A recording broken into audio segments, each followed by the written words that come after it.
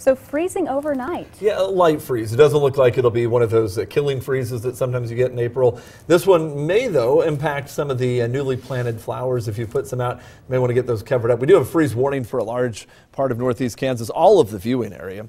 And so those areas, again, may dip below the 32-degree mark for long enough. And it's more of your concern of more of your tropical kind of flowers that are more cold sensitive. Some of the hardier plants will have no problem with this. But if you've got any that you're a little concerned about, just get them covered up for tonight and you'll be in good shape, as it should be a fairly light freeze for much of the area tonight, followed by sunny and warmer weather ahead of us. We're tracking a nice warming trend for a large part of the week ahead, and a storm system next weekend, which produces a rain chance, especially for the second half of next weekend. Gorgeous evening in Junction City, looking over Heritage Park there. And in Manhattan, we've got a mostly sunny sky. It will be chilly tomorrow morning because of that clearing that we've seen. Right now we're at 60 in Topeka. The north winds at 15 will die down tonight, turning to the southeast tomorrow. But this morning started out at 45, made it up to 61. We'll be quite a bit colder by tomorrow morning with nearly calm conditions for much of the night. Upper 50s and low 60s right now. But again, you look at KSNT Future Track, and by tomorrow morning, 7 a.m., most areas are 30 to 32 degrees, and there'll be a few spots, those typically colder low spots, that get down into the upper 20s at times. So again, it's going to be a chilly start to Tuesday, but by lunchtime we're back into the low 50s and topping out in the lower 60s tomorrow afternoon. So we get back to where we are now again tomorrow, and there should be actually less wind tomorrow. Beautiful Tuesday afternoon.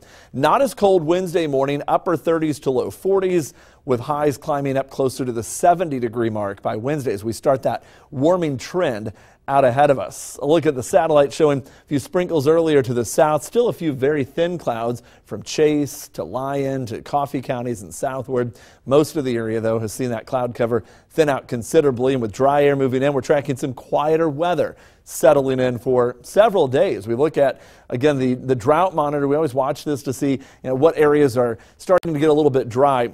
Flint Hills region, moderate level drought. That's a level 1 drought.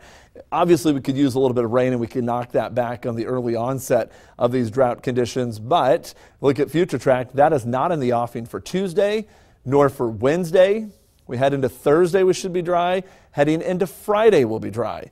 And I think even as we start the weekend on Saturday, most areas will start to see clouds, but it's not until Saturday night into Sunday that that rain starts to spread into the area, and then Sunday night into Monday. So actually a decent rain chance ahead of us, just not quite yet. Don't forget, again, tonight, cold night, cover up the plants as we're tracking freezing conditions by morning, and then 62 for the high, 70 on Wednesday, 75 Thursday, 78 Friday. Beautiful second half of the week.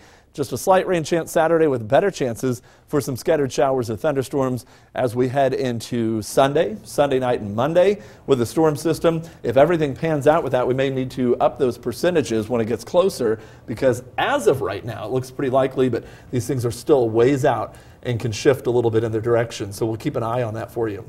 Also, don't forget to get geared up for storm season. We'll help you out with the weather radio programming. We've got 3 programming events, all from 4 to 7 p.m., one this Thursday at the Manhattan Hy-Vee, next Monday at the Emporia Walgreens, and the following Thursday, April 21st, at the Topeka Hy-Vee. A good opportunity to get your radio already programmed for you as well. Yeah, if you have them, you can bring them in. We'll get them programmed. If you need one, they're on sale at those locations, and we'll program them for free. All right, great opportunity. Thanks, Matt.